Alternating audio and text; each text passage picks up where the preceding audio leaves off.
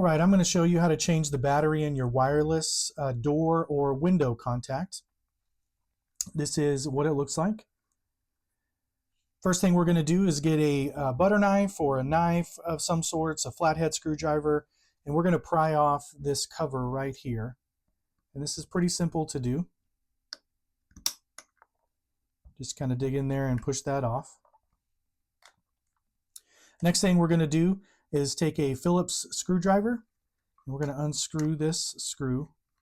This won't come out all the way, but once you've loosened it enough, you'll be able to open and take the cover off the battery or the contact. So this, to take the contact out, you just pull this up.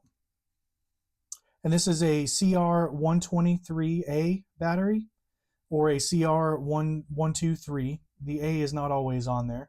So if you've got one without an A, you've still got the right battery. Also, once we take the cover off of the contact, it's going to cause a trouble condition for your alarm system. So it might start beeping. It might have a red notification dot or a yellow flashing triangle, depending on what system you have.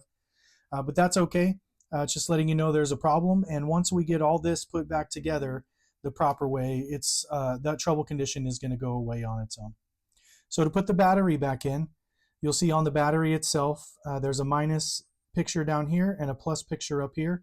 You're going to make sure your battery lines up with that and just kind of press it back into place.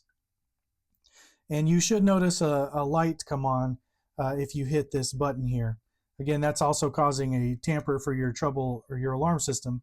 So that might cause beeping or additional beeping as well.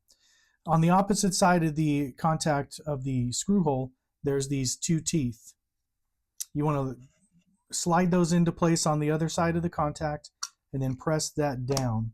And you'll feel it kind of get pushed back together when you've done it properly. And then you want to tighten down that screw again.